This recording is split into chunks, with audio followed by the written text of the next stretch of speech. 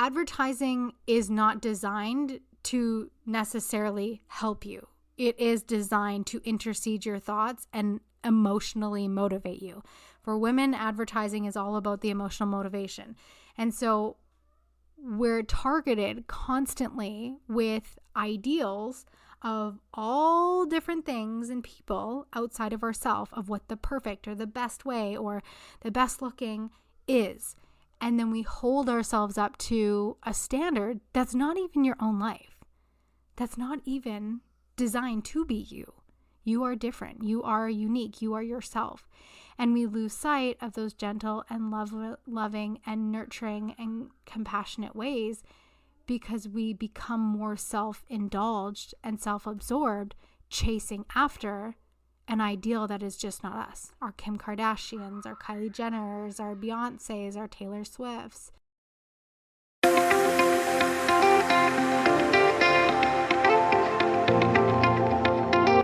Welcome to She Is Risen, the podcast, where the woman new or mature to her faith can come to learn, decompress, and heal the anxiety keeping her from living a deeper, connected, meaningful, and purpose-led life.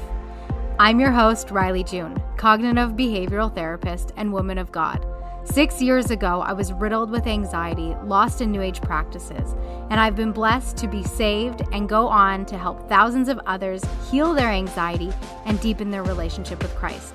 You are not alone. I am here to help. Tune in for the weekly therapy your soul has been praying for. Hello, beautiful soul. Welcome back to another session. Today's session is going to be a really powerful one, and we're really going to be working together today to combat your self-doubt. Self-doubt is one of those sneaky, subconscious beliefs that we don't want to believe that we believe and have, but it shows up in a multitude of ways that maybe even you didn't expect. Self-doubt being the root cause of these particular thoughts and behaviors and reactions and responses. And so first, before we get into this, I want to acknowledge why self-doubt exists. First and foremost, you have to understand that there's really, if I'm going to oversight this, there's really two levels to self-doubt. There's the external, the societal conditioning, the expectations of the world, all those types of things. And then the second level of this is the internal state of being. And this is really more so inner child wounding and just how you were raised and the environment in which you were raised and the environments in which you are in right now. Some children grow up in a really loving, nurturing, very respectful home, meaning that it's not that it's not that your parents didn't have problems. Everybody has conflicts. If nobody does, then we're all really avoiding a lot of things. However, growing up in a household where parents respectfully, for the most part, nobody's perfect, address the problems that were at hand. When hardships came about in whatever manner that they came, they were dealt with relatively accordingly and quickly. Some people grow up in homes like that. And so there's not a lot of inner child wounding per se. However, when you get into elementary school and you start integrating yourself with other people, there could be bullying, there could be favoritism, there could be, you're being challenged in a different way. So you come to realize at a young age that you have certain strengths and weaknesses and limitations and an ability to do things better than others. And some people have more traumas or challenges that show up for them in elementary, high school, or even beyond high school. And then there are some who deal with a variance of complications throughout any of those stages. And what happens is there becomes a compilation of the external factors that are pressed on you that cause self-doubt, and then there comes the internal factors that press on you to build on self-doubt. First, I want to start with the external ones. Now, these are the more obvious ones, and if you've spent any time down any rabbit hole or have gone through any sort of awakening to just the contradictions and the brainwashing and the manipulation and the propaganda that exists in our world today, these things aren't going to surprise you for the most part. Some of them may, some of them may not.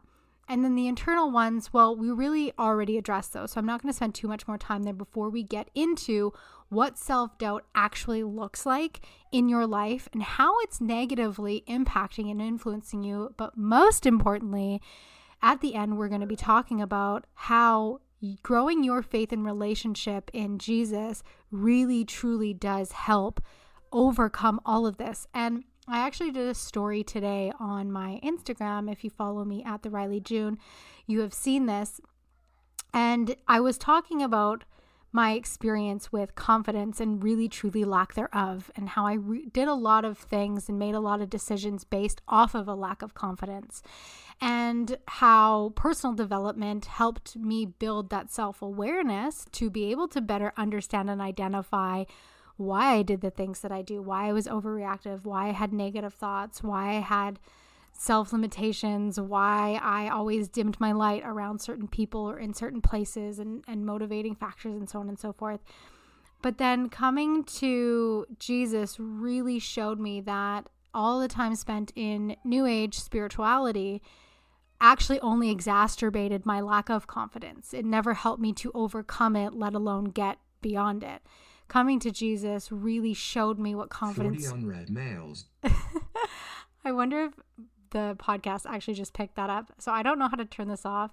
My son, just sidebar, my son, Noah, he comes on, he'll like get up on the chair. He has this new thing where he loves getting on the chairs now, which is like super anxious ridden for me because I'm chasing him around all day, making sure he doesn't fall off chairs.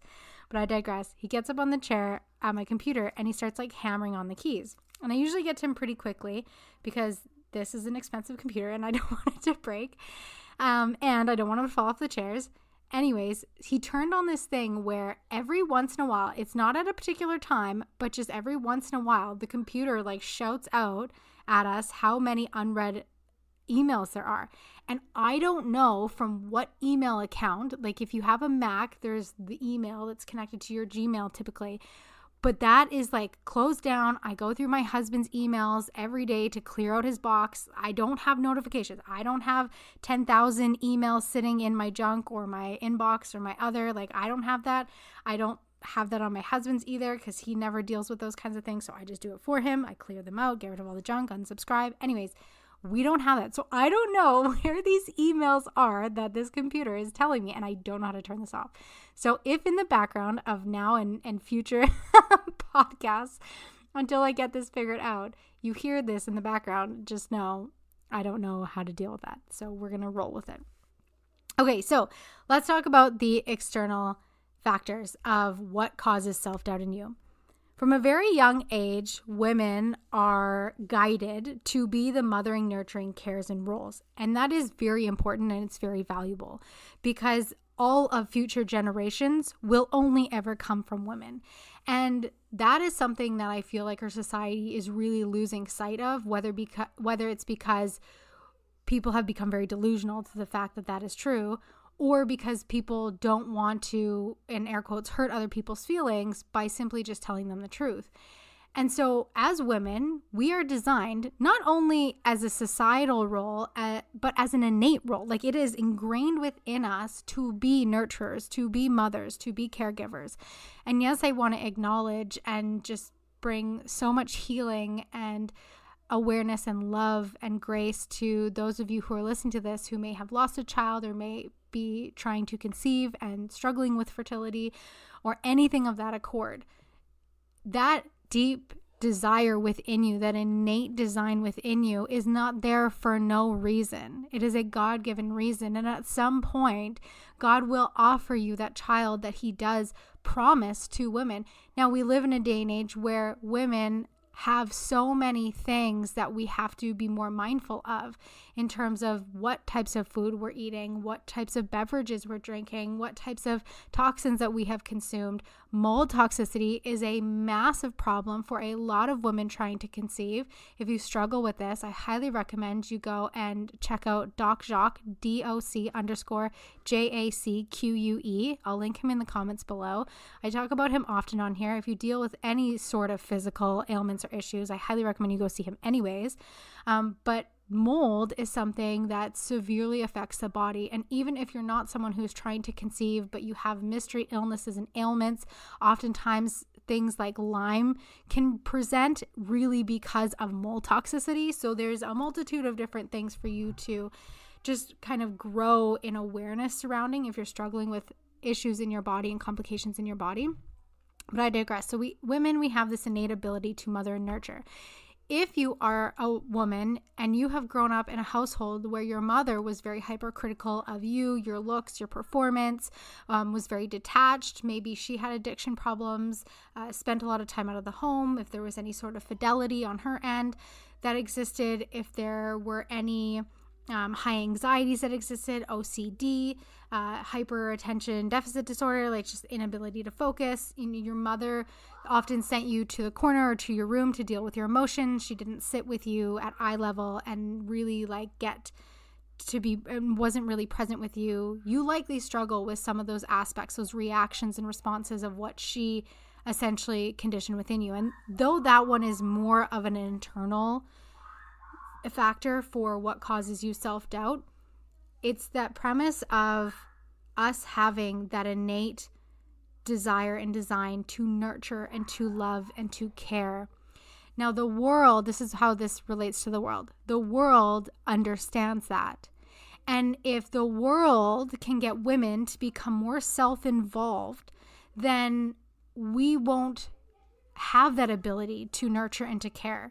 You have to understand that at the deepest levels of deception and inception subconsciously, you have to be able to break through an innate design, an innate, what's the word? I don't want to use the word condition, an innate factor, influence of who we are. You have to be able to break that barrier, right? So if a woman is designed to be nurturing and caring and loving and gentle, the world, society, propaganda, Hollywood, media has to find a way to penetrate that. And some of you already know where I'm going with this. And if you can guess what that influence is, or often is the biggest one, what is the number one toy that girls get given when they're little girls? Barbies. So we get handed this ideal, with air quotes, of what a woman should look like. Big boobs, small waist, relatively broad shoulders, skinny arms, skinny legs, big hips, round butt, right? Perfect chiseled face, perfect hair, unless you're anything like me and your Barbie's hair didn't last in their perfect state after the first 5 days. I was the one to cut all of their hair off or in some cases even set them on fire. I'm not sure what I was thinking, but anyways, it was my initial rebellion. This was when I was 10, by the way. I'm not playing with lighters when I'm 4, 5, 6, 7 years old. Yeah, right. Anyways, so we get handed Barbies. And so it is the first level of inception, because Barbies get very vibrant clothes and very vibrant jewelry and very vibrant homes and very vibrant cars. And so they get all these very vibrant colors. And so color association and this depiction of an ideal woman is what we are given at a very young age. Now, whether you were conscious of this or not, you began to emulate your Barbies. You would start dressing them in the way that you desired, in the way that you felt made them look good. And some girls made their Barbies look more traditional based, homesteady. Some girls made their Barbies look more famous and fashionable. Some girls made their Barbies look more business orientated or casual or teacher-esque, right?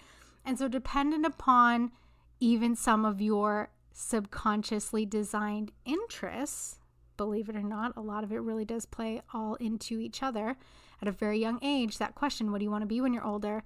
that is in a way an inception. However, it's also, children will say things either very imaginative, or you will often find that some of the kids who go on to say certain things at a very young age, actually a lot of children who go on to say specific roles and duties at a very young age actually end up going on to pursue them, whether they stay in them or not. But nonetheless, there's something within them at a very young age that is triggered by interest.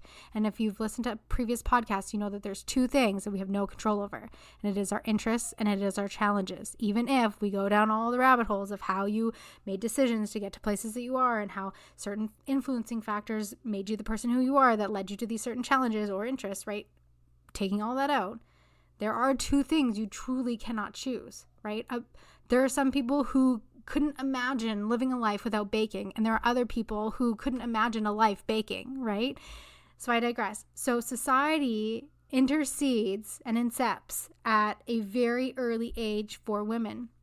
And so self-doubt plays a very big role in a lot of girls, in a lot of women, even later on in their life, much later on in their life. And self-awareness and personal development didn't become a raving experience and a pursued experience, is what I'm looking for, until later in the 90s.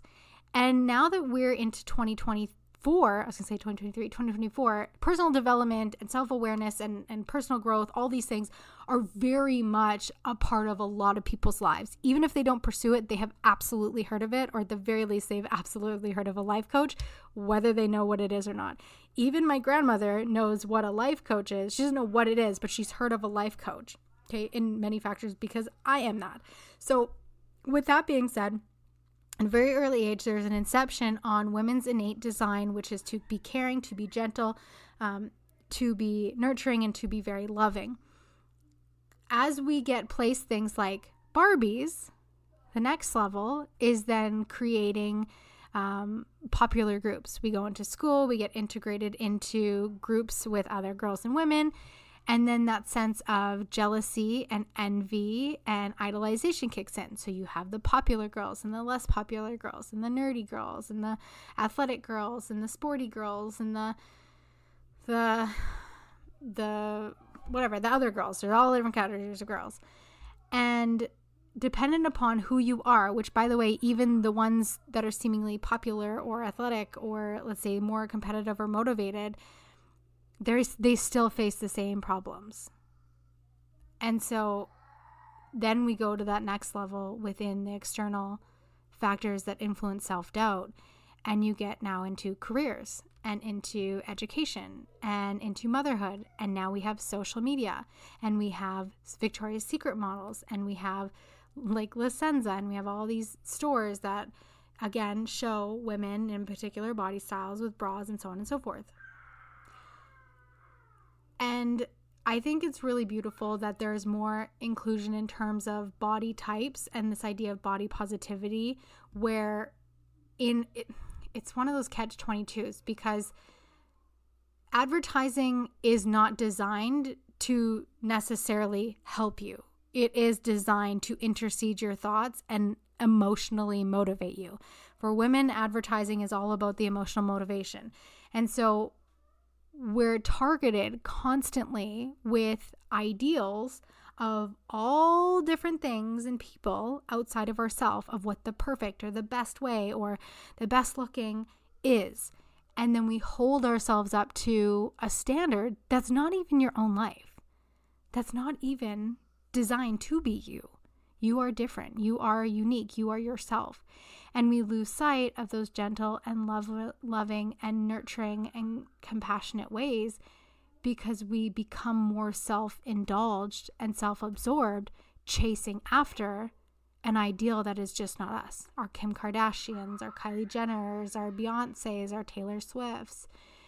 And if you go through a lot of these people's stories, idols, Victoria's Secret models, even Taylor Swift has a documentary, they all speak out on how chasing this ideal look for themselves. Mothers do this all the time. They watch other mothers on Instagram or social media, or have friends that are moms in real life, and they idolize them. Oh, she has her life together. She's doing this. She has these many kids, and she has these schedules, and she manages this.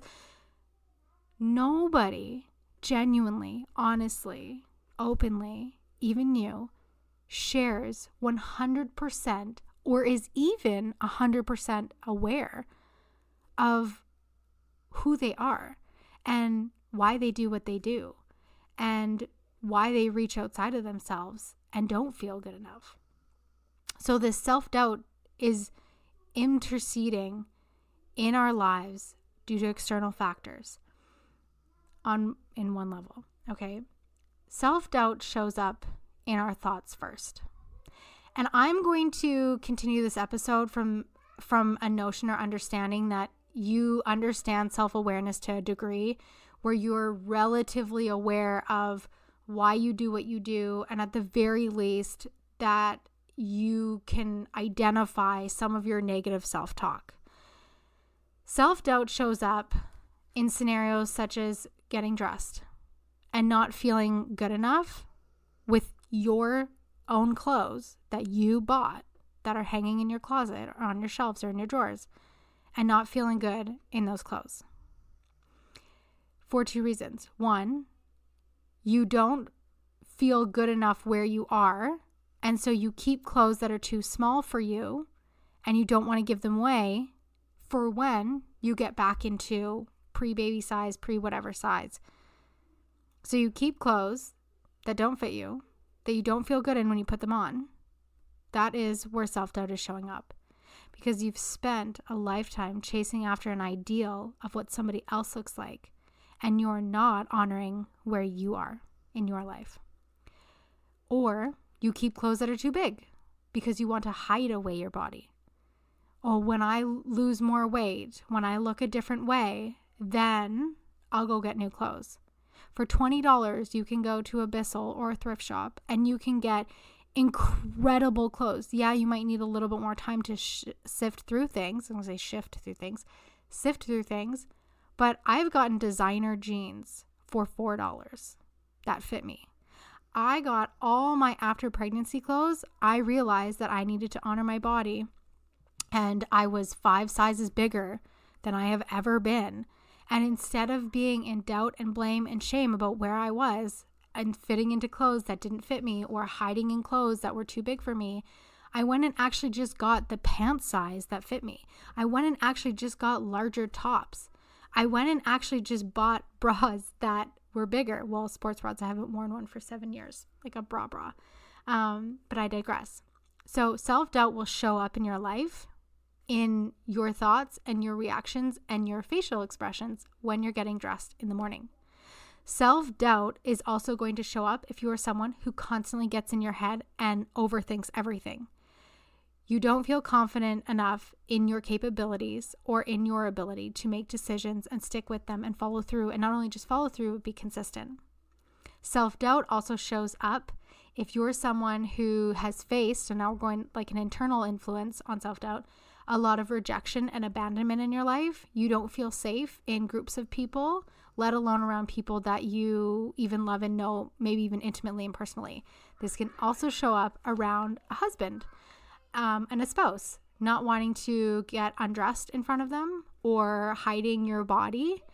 This is a really big conversation for a lot of people. We're not going to spend too much time here because I really just want to kind of trigger the thought process of you becoming more aware of how self-doubt is showing up in your life.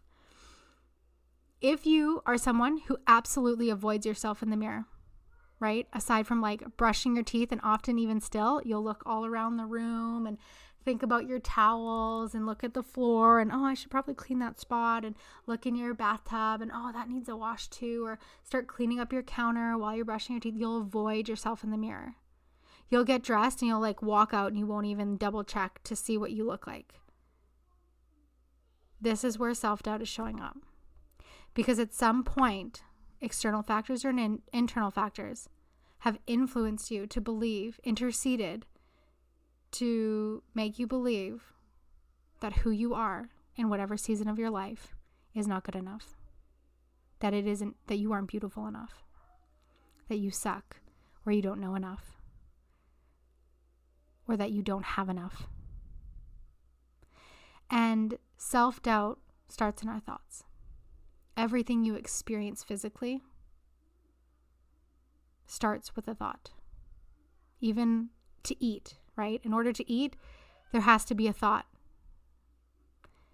Your hypothalamus triggers a chemical reaction in your brain because it is cued that your body is hungry.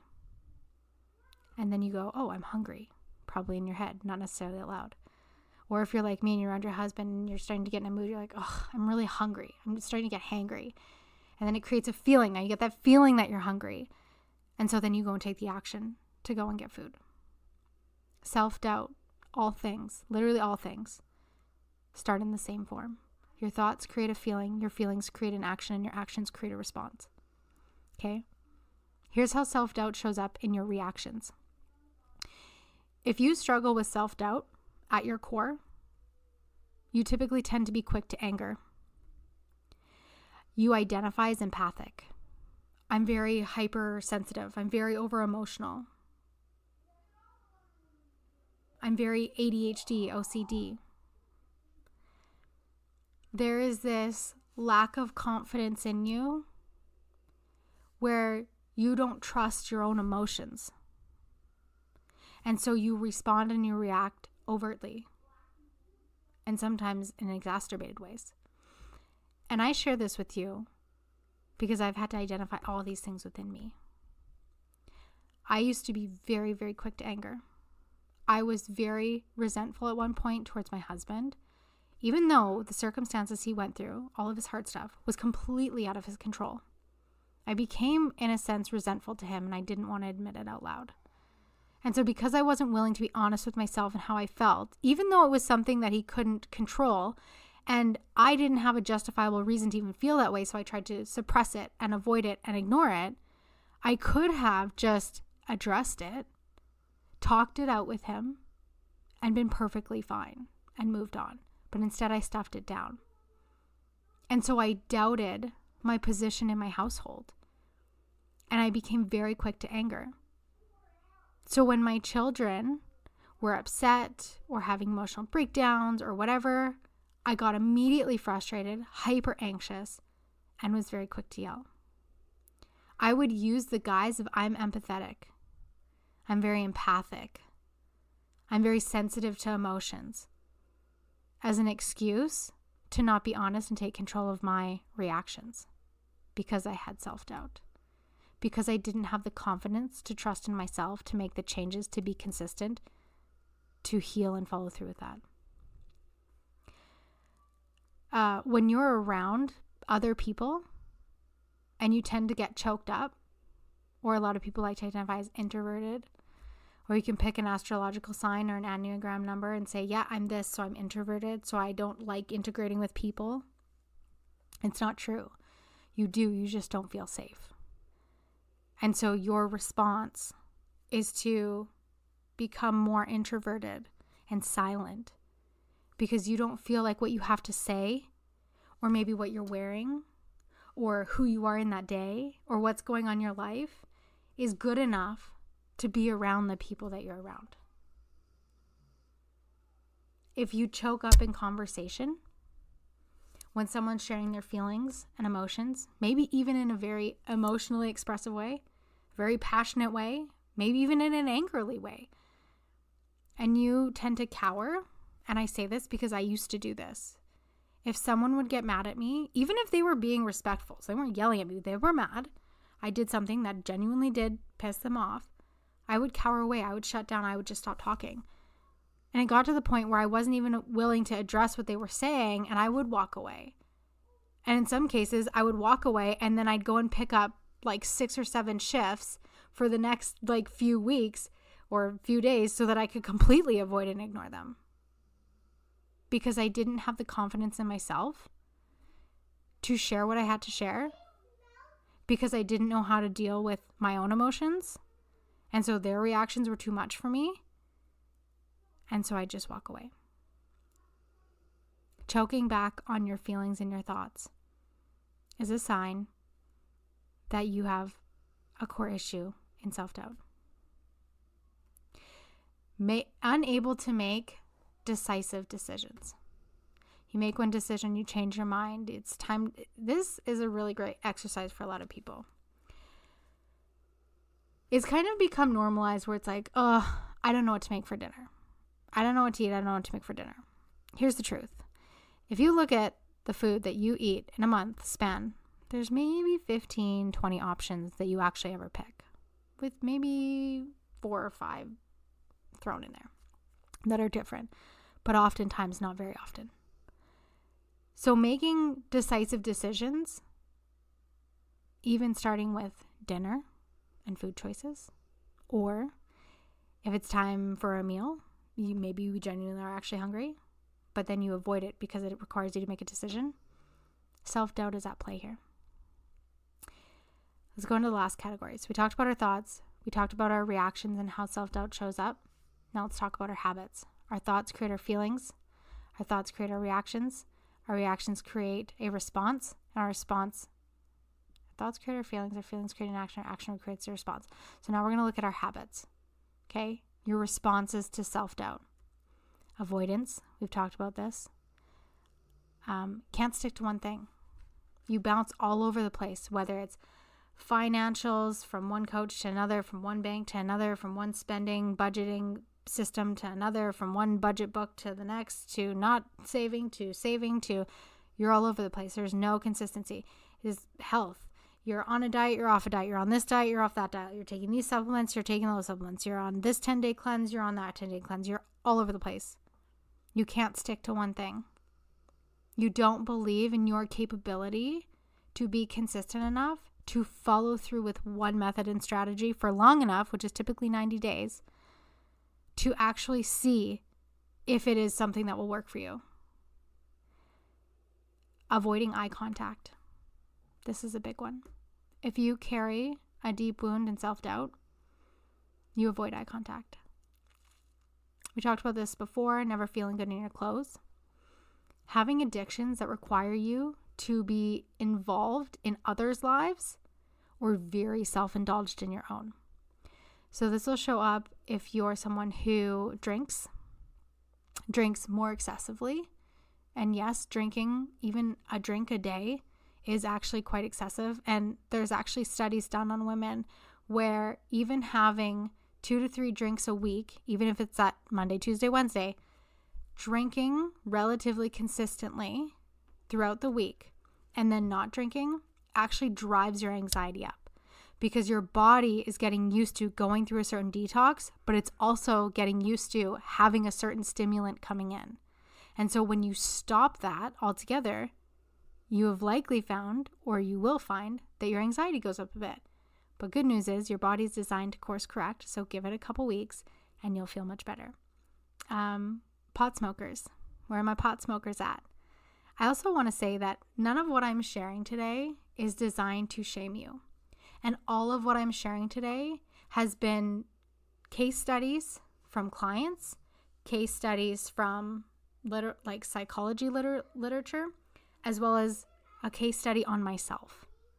So I'm able to create this compilation of breaking down self-doubt in this way because a lot of these things I've experienced myself. So I'm not sharing any of this with you today so that you walk away feeling doubt and guilt and shame.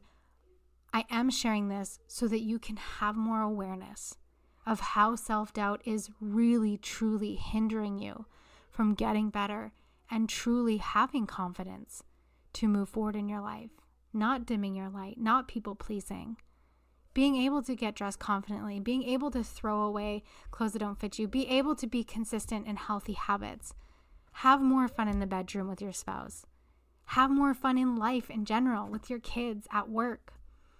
My pot smokers, this really falls into the avoidance category.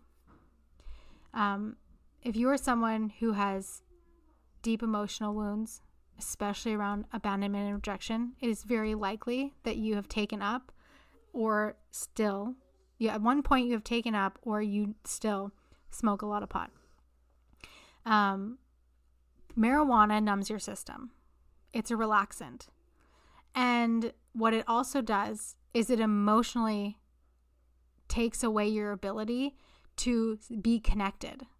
So you're very disconnected when you smoke pot. You're very self-indulged in your own head, in your own body, in your own relaxant state.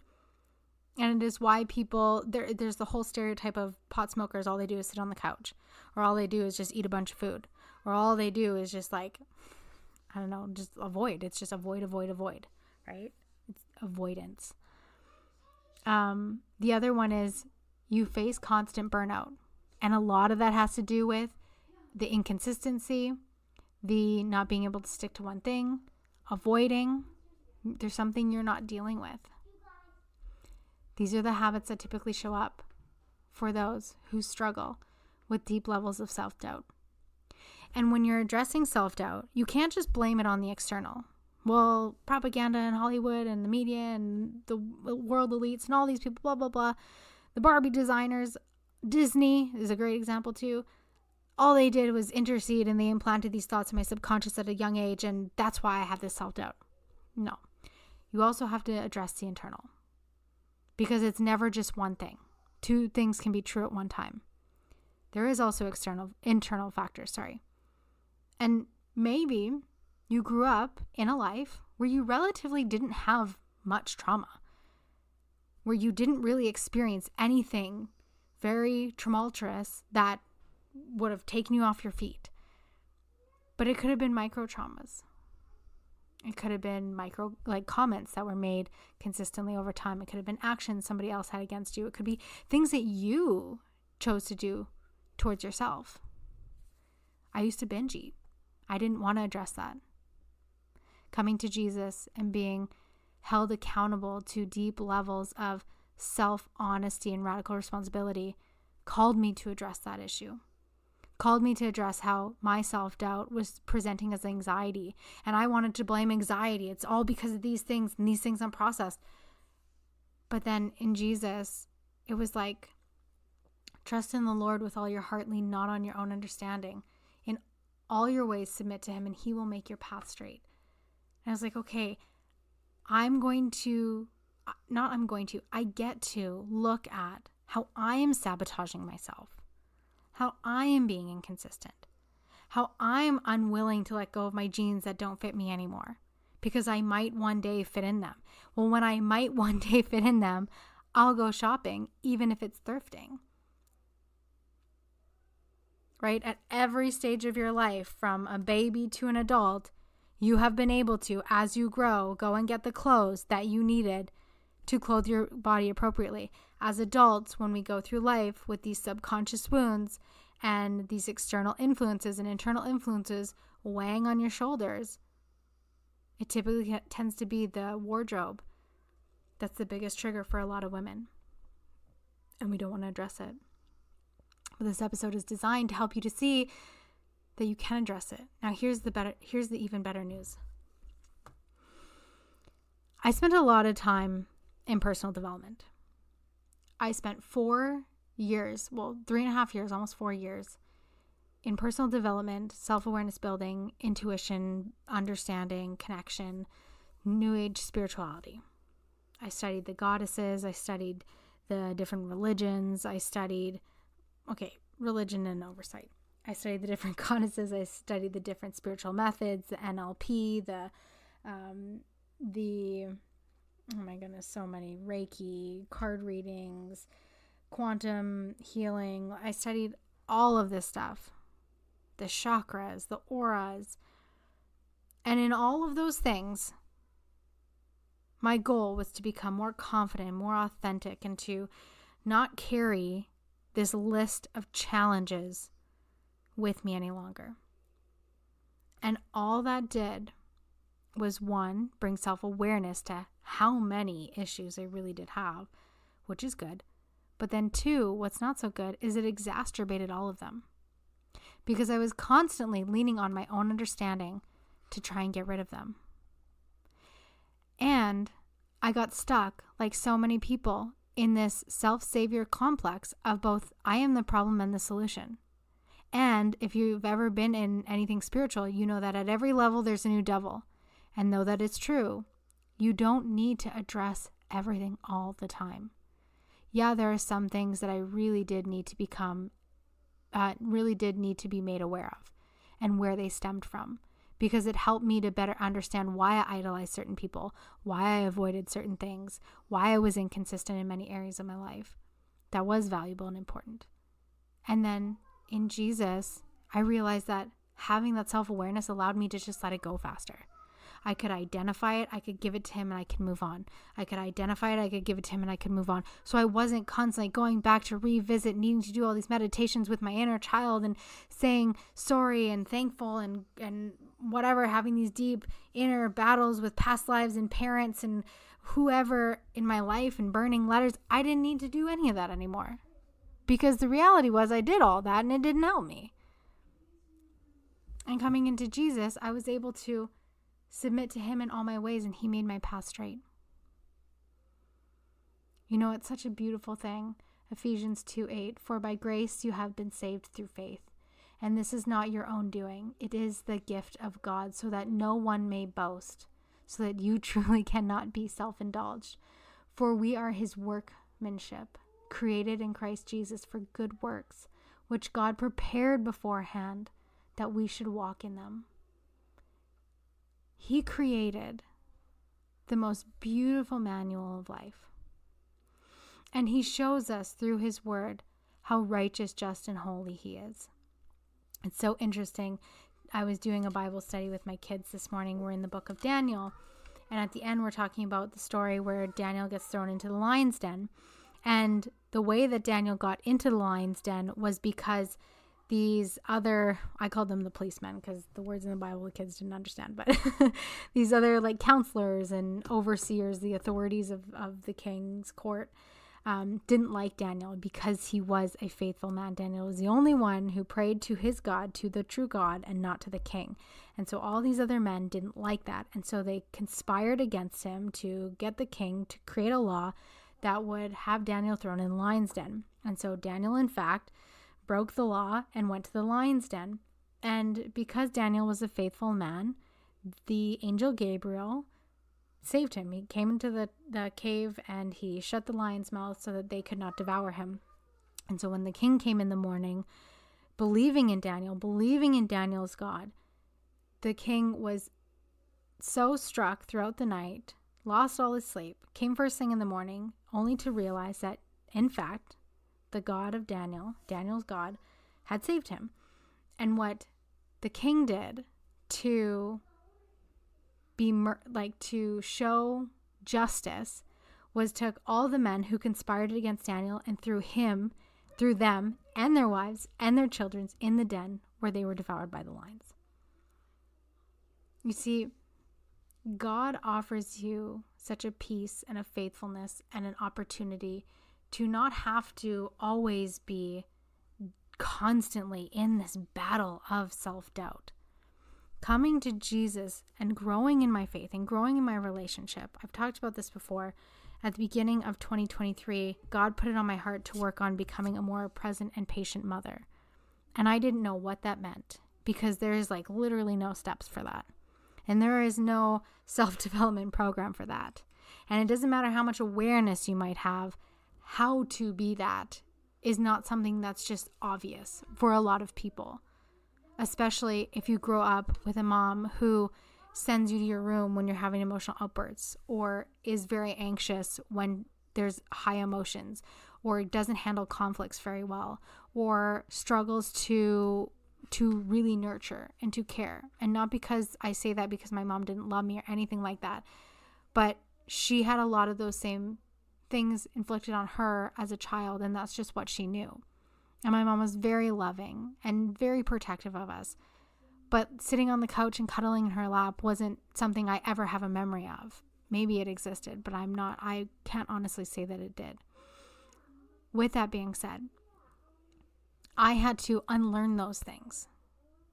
And when God put it on my heart at the beginning of last year, it wasn't me going out and losing weight or making more money or putting my kids in all these programs or joining another program that was going to allow me to figure out how to do that. It was through taking the self-awareness that I had to identify the thoughts and the reactions and the habits that I did have, and bringing them to the Word. All my education and learning and knowledge brought me to learning more self-awareness. And then I had to take that to the Word. And that's something that's missing in traditional therapy. It's also something that's missing in anything spiritual. Is you take it and you burn it to the moon or to the sun or to a god or to a goddess or to a deity or to some sort of magical spell. None of that is going to help you. Or in traditional therapy, you bring it to your therapist.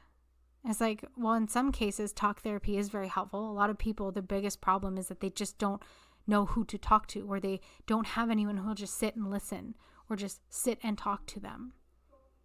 It's actually a big problem for a lot of people and also one of the greatest solutions for a lot of people. However, if you're really looking for a true soulful healing, build that self-awareness and take it to the Word.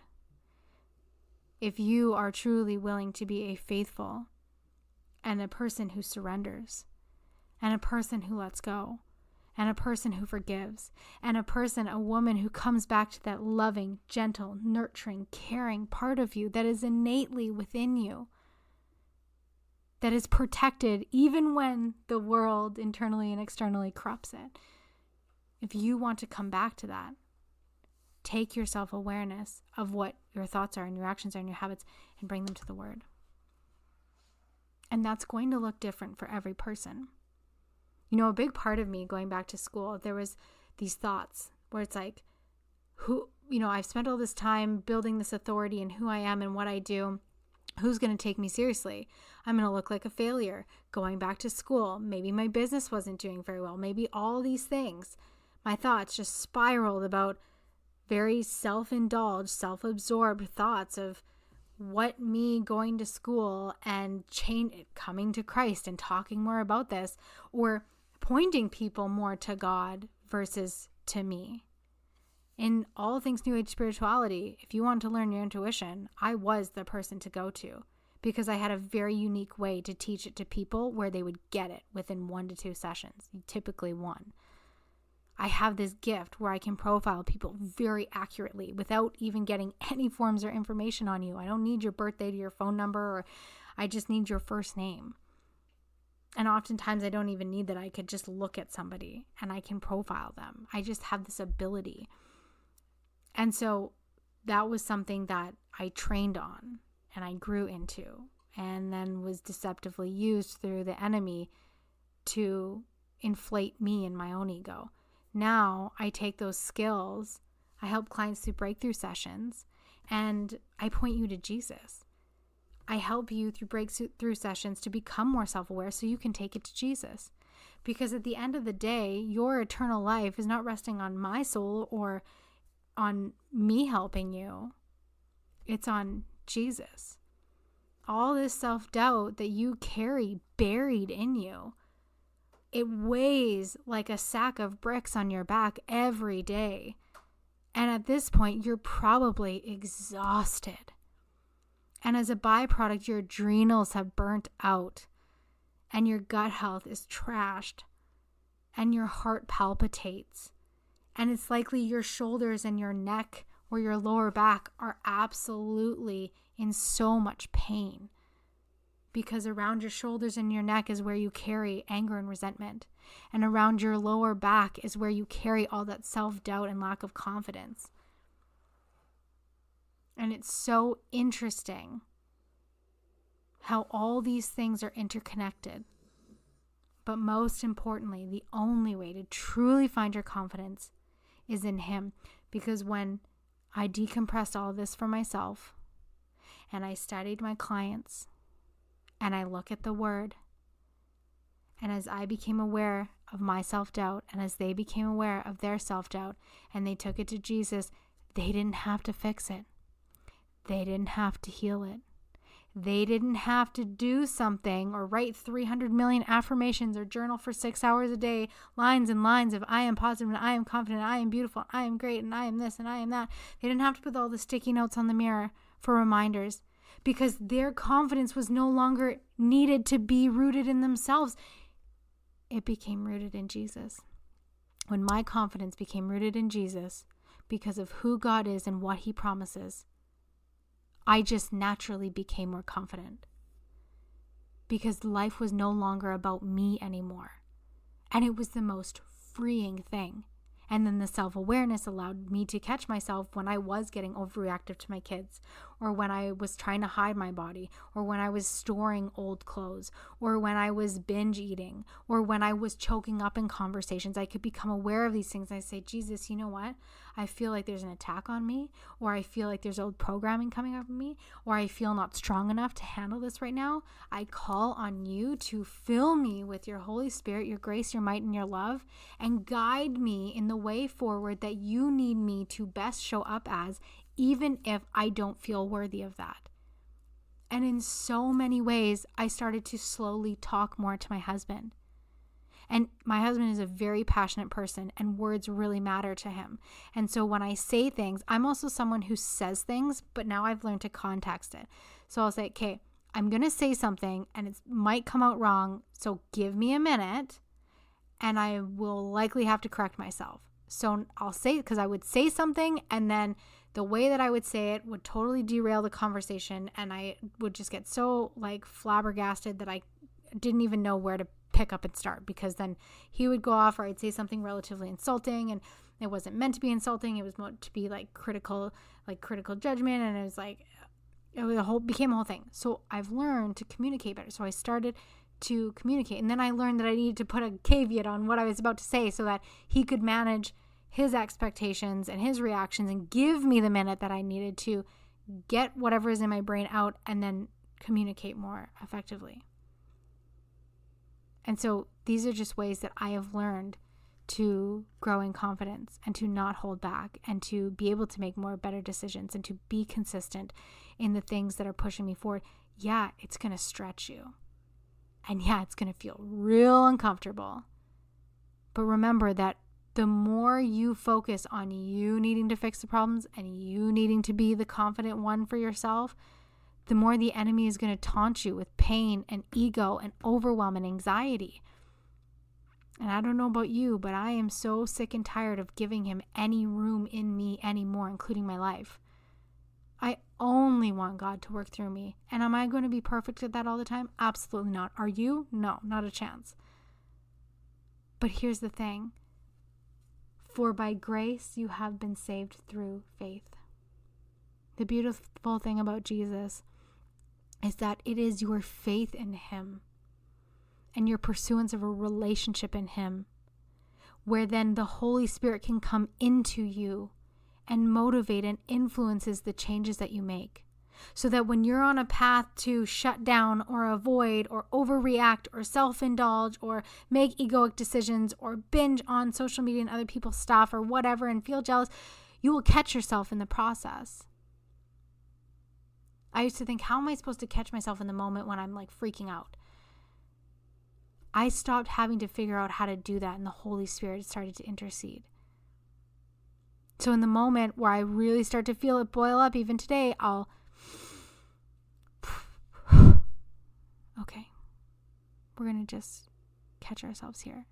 And my brain, it's ramped up, it's got adrenaline pumping, and so it would feel so good to yell, but I don't. I don't anymore. Because the Holy Spirit takes over. And I don't have to go through 300 different scenarios of how what I'm about to say next is going to influence my kids and how it's going to disrupt the nervous system and how I don't need to do that anymore. New age, if you've been in it, it put you on the spiral of going through all of that constantly. I don't need to do that anymore. The Holy Spirit intercedes. It didn't always at first. It took me a year. It's taken me a year to get to here. I started this literally last year on my birthday, so it hasn't even been a year. I started in February. And after a year of building my relationship in Jesus and getting in the Word, not every day, but almost every day, and more almost every day, as time went on, now it's every day. I don't have to worry about these things anymore. When I'm struggling with something, like I had a dream, I'll finish with this. I had a dream the other night that was really interesting. And I have really interesting prophetic dreams. Like I had a dream during 2020 where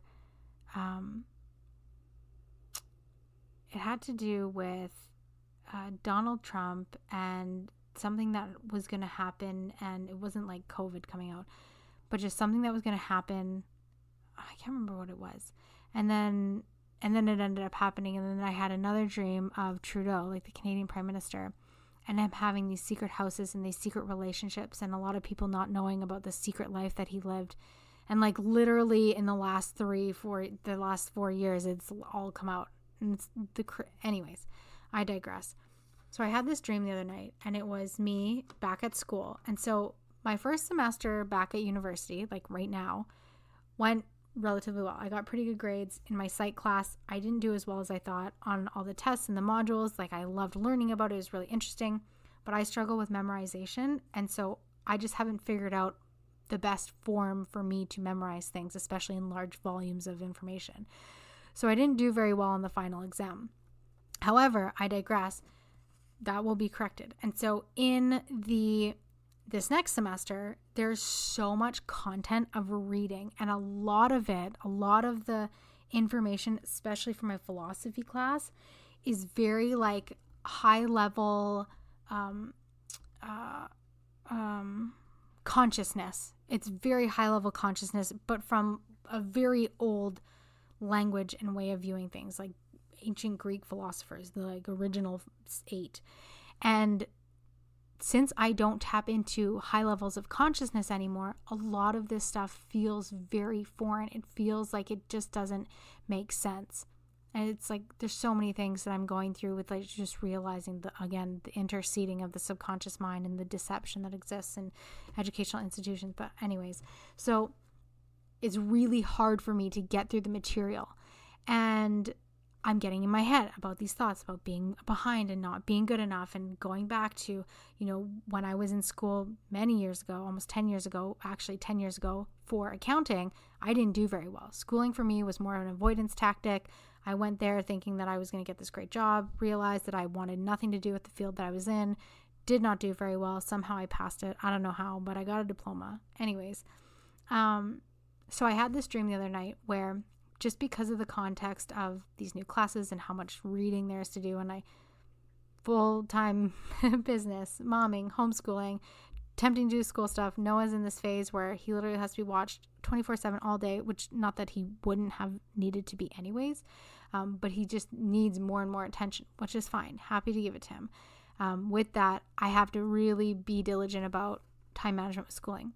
So I have this dream where I'm in a school and I'm trying to find the philosophy class, and I can't find it for the life of me. I'm going up and down elevators and escalators, and along the way I'm running into old people that I knew, and they're very happy to see me.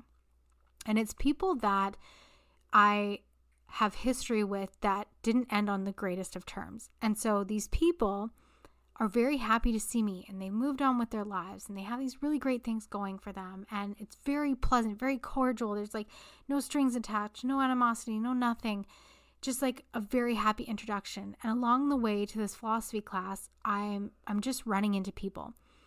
And at some point in my dream, I think, well, maybe I just don't need to go to this class. And then eventually I finally find the class, and I realize that there's all these in-person lectures that I'm not going to be able to attend all of them because I have all these responsibilities at home and I won't have a babysitter full time. Again, all in the dream. And so I leave the class feeling defeated, and I come out and there's like a bookstore. But the bookstore is primarily for all occultic stuff, readings and oracle cards, and it's designed for a specific course. And in my dream, I think to myself, man, I should just take that course, get some wicked credits, crush the class, and like just do so well. And then I wake up.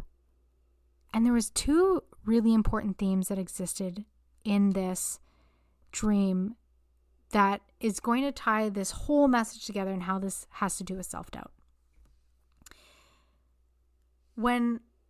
Before Jesus, before even personal development, I spent a lot of time avoiding hard conversations, choking up, not sharing my thoughts and my feelings, avoiding running, sabotaging, cheating, because I didn't want to have to deal with like just working things out. I didn't know how to. My nervous system didn't know how to. My brain didn't know how to. I was never taught that. I never took responsibility to learn it. I didn't know how to.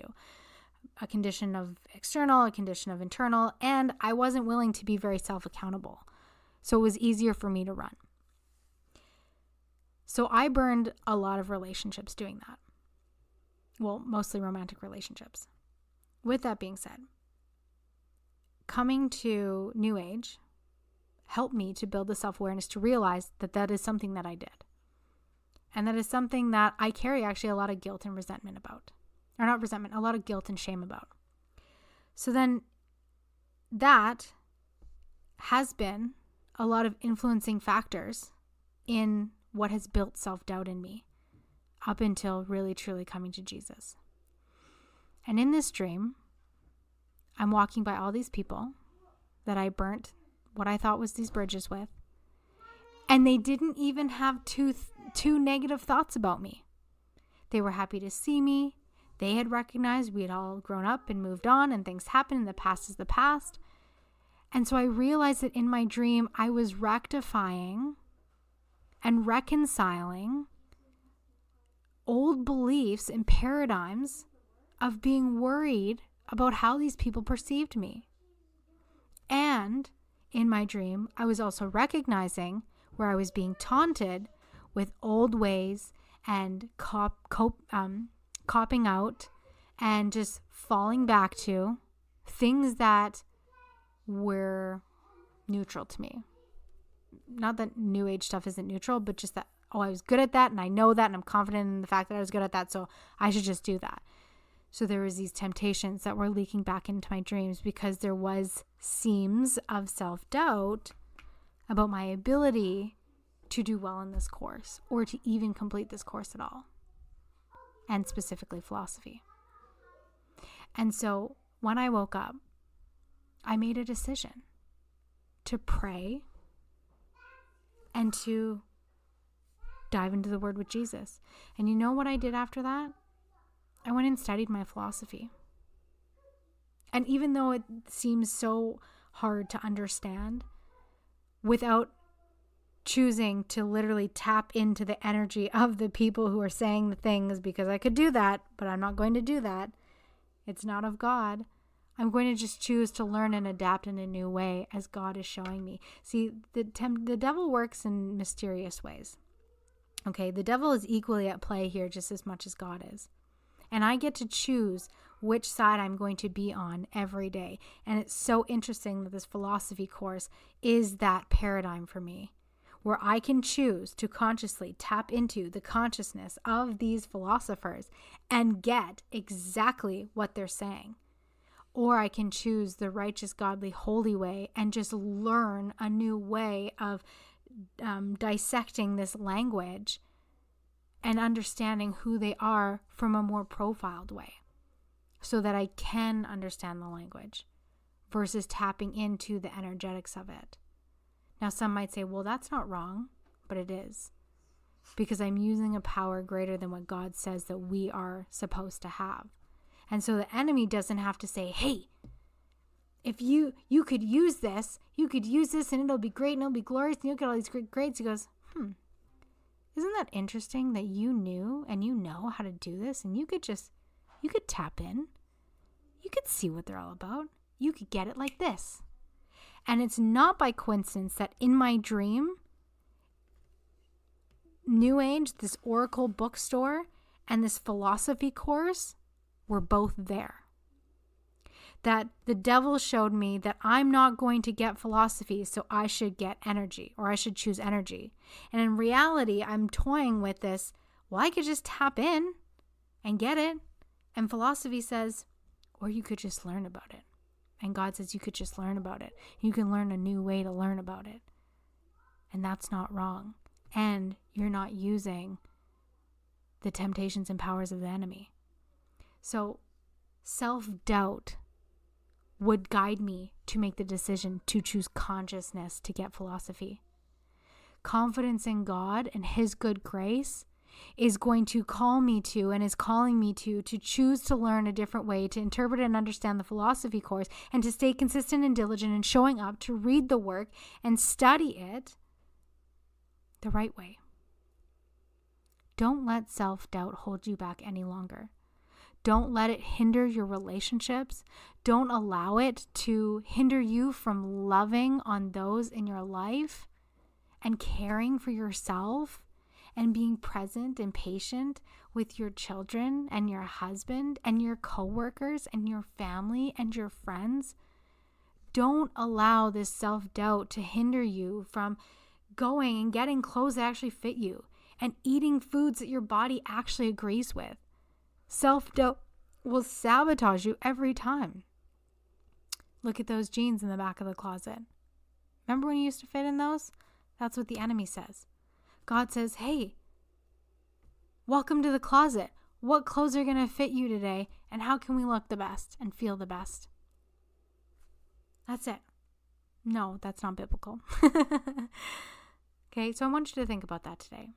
And I hope this episode really helped to bring more awareness to how self-doubt is ruling over your thoughts, your reactions, and your habits. And equally, what you can do, how you can take that to Jesus, to the Word, pray over it, and allow yourself to just truly move on. The enemy wants you to keep those too tight jeans or those too big shirts.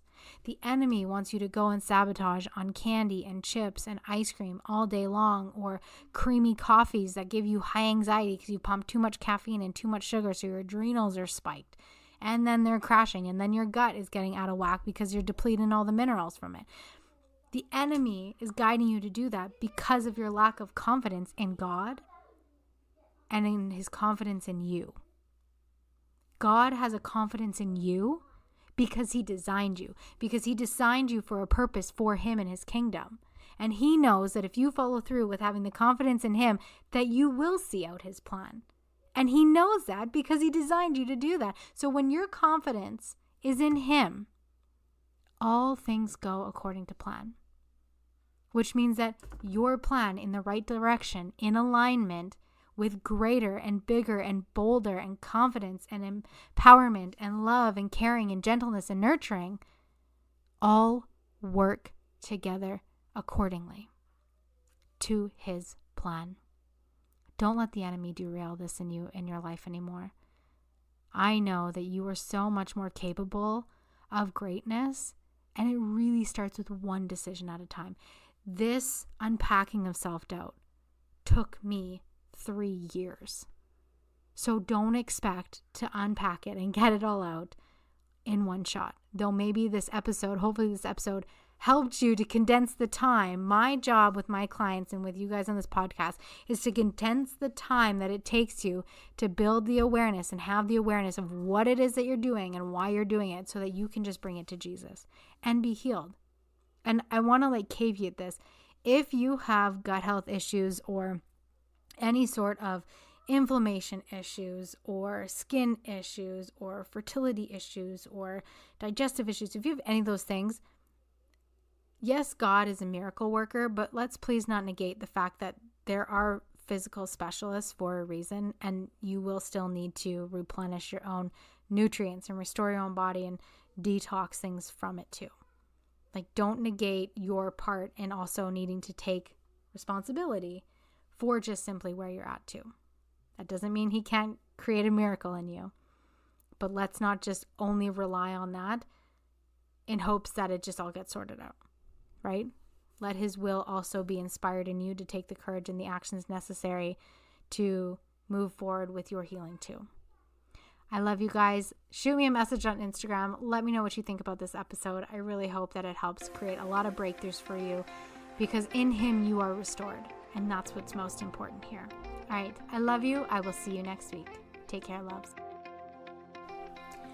I hope you enjoyed this episode and found the faith and encouragement you needed to rise up and conquer.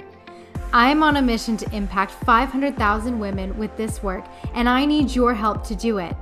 If you could leave a 5-star review and share this with a friend, I will be forever grateful. Remember, Jesus is the only name that can conquer all darkness, and it is up to you to choose him daily so that you can live a purpose-filled, Holy Spirit-led life too.